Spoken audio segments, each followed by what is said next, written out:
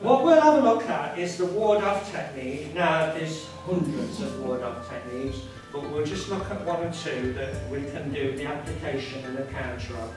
So if we're all just watching now, we know this technique. It's a nice simple single hand. Ken is coming at a push, we switch, we turn. Ken's cooperating because frankly, if he didn't, it wouldn't work because I'm using my energy. You understand, to show the technique. So when we did it earlier and I just moved Ken, then it shows the application, but it's quick. All applications are quick. The energies we're combining are from here.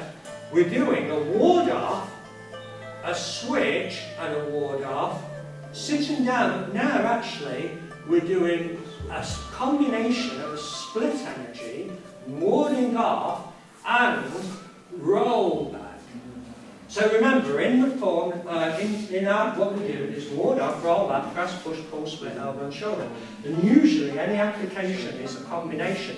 Because ward off is an energy, we're combining the energies of ward off, pull and roll back to get the movement in. We're in fixed step, so we can't add footwear, which makes this technique way more effective. So, when we're in the 4 square look, there's always a time when the other person is on your elbow and you're on their elbow.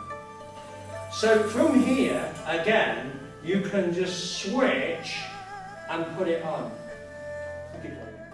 There's another method where we're doing the open circles. When I go to Ken's elbows, when he comes to my elbows, and you think about it like he's grabbing Tuishou an arrow, I don't need to hold on to this hand because he's grabbed me. Because he's grabbed me, I know it's going to stick just long enough to lock the arm out and get the technique on. If we're in this situation, and I've got Ken in this rollback, what's the escape? Okay, this is what we have to think about, because every circle has a counter circle, and you just have to actually think, where do you want to go, and go with it. Or you have to disrupt the other person's energy.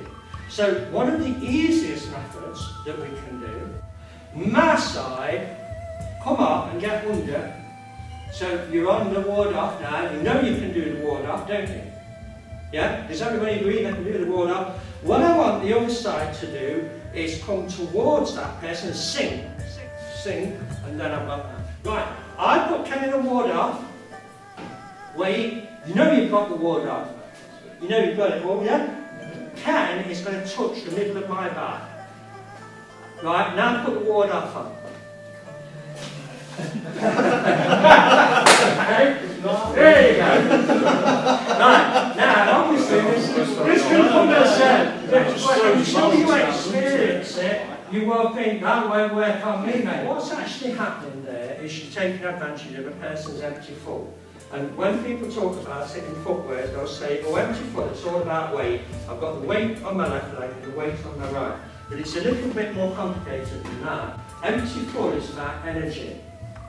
For a person to put off any technique, in general, especially if they're using the waist to drive the movement from left to right, they have to take the energy from the ground and bring it up to use it. So they go from full to full, and the bottom half empties to fill up the top to allow you to do the technique. It's also constantly changing from left to right and right to left. But in simple terms, at the moment the energy here I've got on is here, I'm sending it from my feet, up from my waist to my torso, shoulders, to get this roll back on, to get this ward off on. What Ken does when we turn around now, what's happening is, as I'm coming in, I'm going forwards and I'm trying to explode the energy up. He touches my middle back. Because of that, the energy is trapped down here. It's trapped below the waist. The same as if you got a sort of bead of pearls and wiggled it and then stuck a finger in the middle. You can wiggle all you like on this end, but that end isn't going to move. You get it? And that's what's happening when we use empty foot. We're interrupting the flow of energy, and this particular occasion, from the bottom to the top, it can be done in other methods, but this is one.